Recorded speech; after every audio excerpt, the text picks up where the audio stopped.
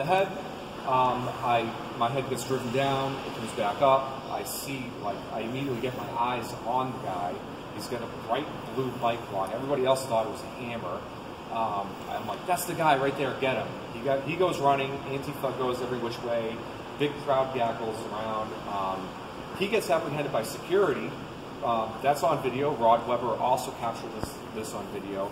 I don't know why the authorities didn't try to capture any of the other gang members there, because it was clearly coordinated.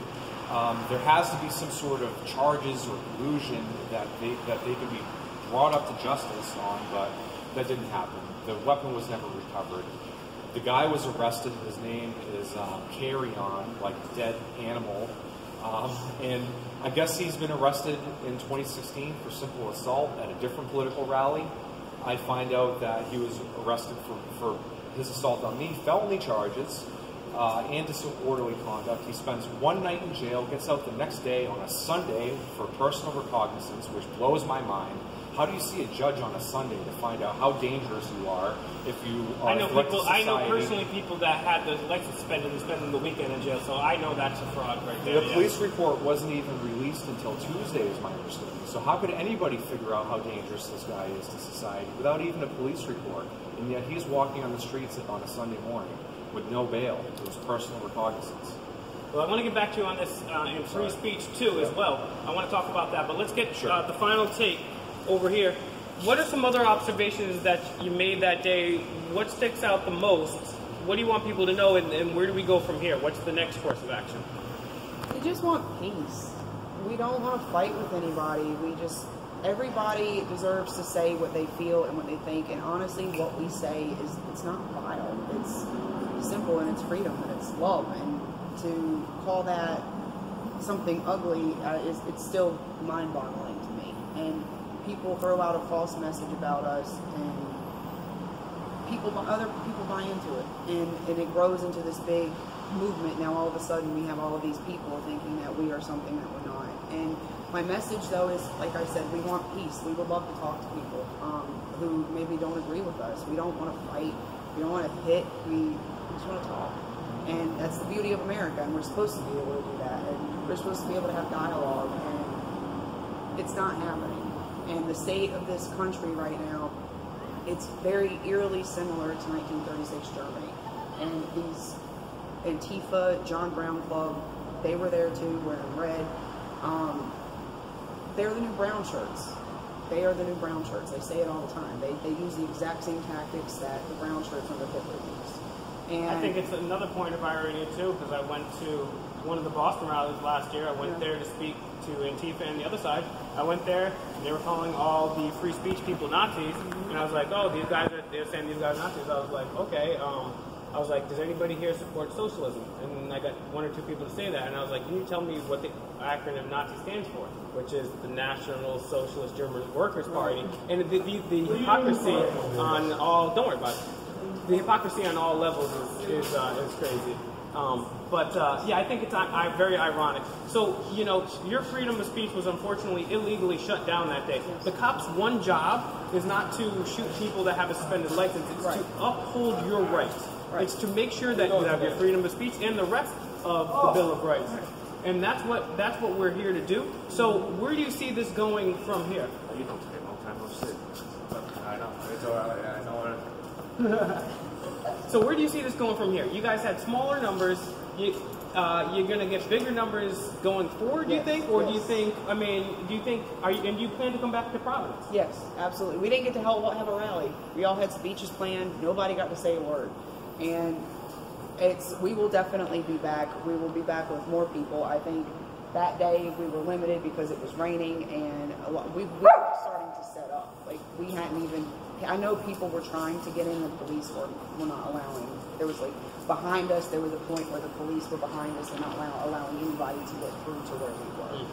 And people were showing up, but I think we had low numbers, big in part because of the rain and Providence. Yep. This is a very liberal city, and people or they see something and they don't look into it, like the sign saying we're Nazis put plastered all over Providence, and they don't actually look into it, and they see that and they take it for gospel. And that's one of the reasons that I wanted to go there today, because on Saturday, is because I had friends myself there that say, oh, these people are it was a really sad day for me, because I do believe in resisting Marxism, for sure. I'm not very as well knowledged as I should be when it comes to the nuances of the group and so forth. But, I mean, resist Marxism, nobody wants Marxism. Nobody wants it. Communism has killed more people than fascism and capitalism combined. So it's something we can have, and it was very, very sad to see people out there that just wanted their free speech being labeled that. And the fact is, people don't think. People don't think. They just get information, whether it be from the news media or a politician or Facebook, and they just hear it and repeat it. And it's really sad because, and nothing personal towards you or this other gentleman here, but I definitely knew a few people there, and they were definitely like the salt of the earth people. You seem like that meeting you just now, too. But it's very unfortunate. So what's the best place for people to get in touch with Resist Marxism support, and hopefully come out last time, because it was rather unfortunate to see more people spewing hatred than people that wanted to be there and stand up for the right to freedom of speech. What's the best way to join on your side, and any other final points you'd like to make? We have our Facebook page is Resist Marxism. There is a website, rt4r.org. That's Rally for the Republic is what that stands for. It's our first rally last November.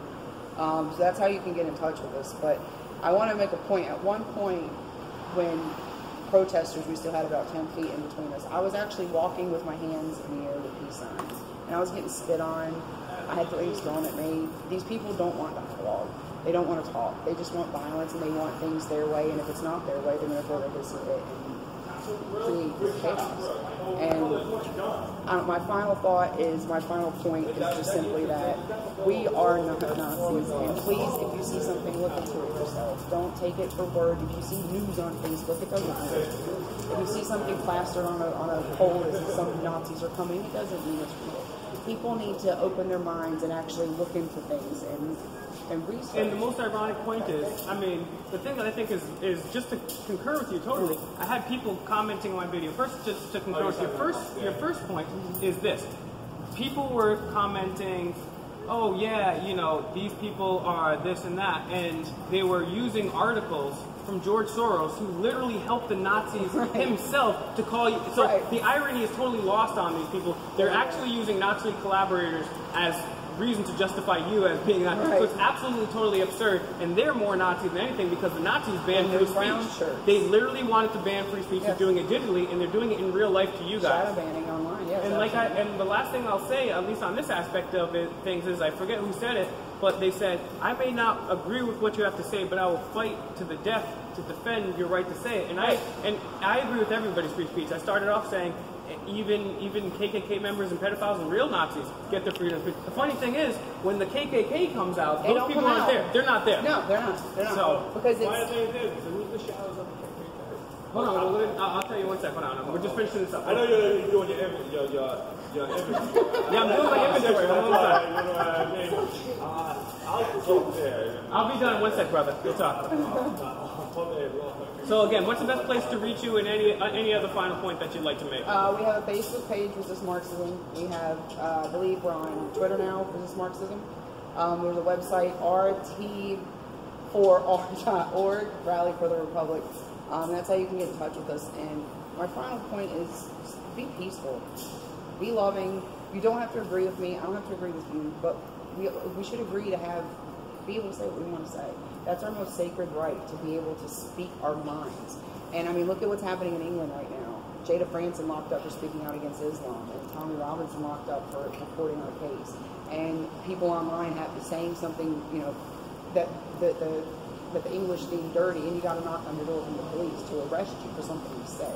And I don't want that here, and I'm fighting for that here, and that's why we're here, because freedom of speech is under attack. And once you lose your freedom of speech, they're all gone. And if you don't have the right to say what you're thinking, you don't have any rights. That's the way I feel. But we are peaceful people. We are not Nazis. We're not white supremacists. Like I said, I'm married to a Jew. I've been living for 15 years. We have 4 kids. Come on.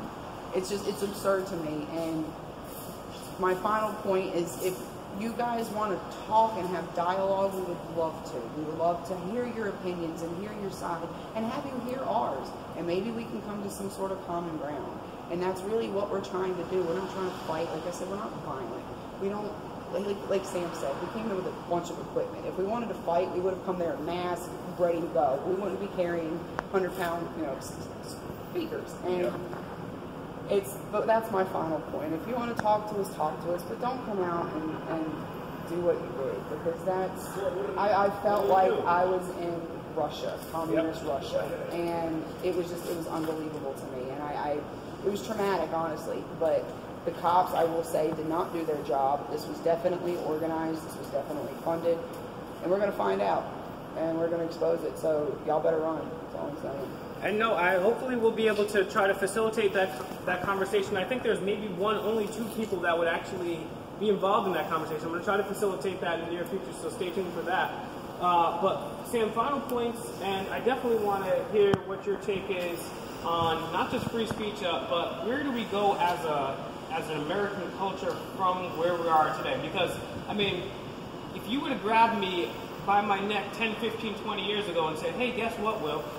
In 2018, rappers would be wearing dresses. There'd be 72 genders. We'd have to march for free speech, and people would be bare-fisting shit with their bare hands. I mean, I would have been like, what are we fighting for? So where does this go from here? And let's talk about free speech before you do that.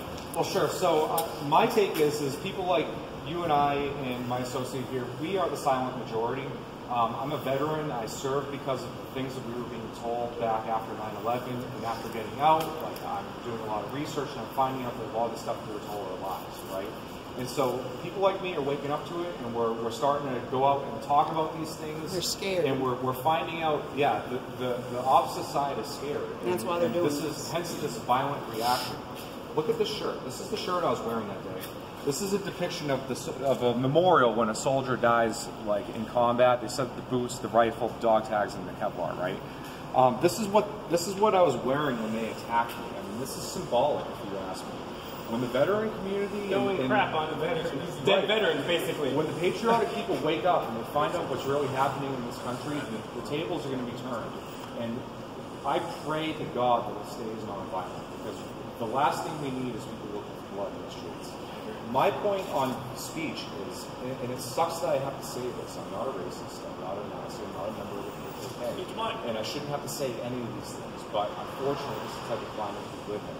And when we show up and we shut down people's rights to say what it is that they're showing up to say, we drive them underground. So instead of coming out and saying what they would say in public, and us finding out their ideology and saying, hey, I don't want anything to do with these people, or hey, these people they have a damaged ideology and they need to be convinced otherwise, they get driven underground and they get suppressed and they get oppressed and they start lashing out into society. They become terrorists is what happens.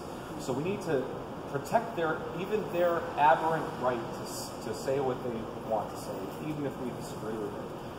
If you held repugnant views, I'd want you to feel comfortable saying them to me so I could disassociate myself. What is the proper response to so-called hate speech when it shows up in our streets? Is it violence? Is it showing up and not allowing it to exist?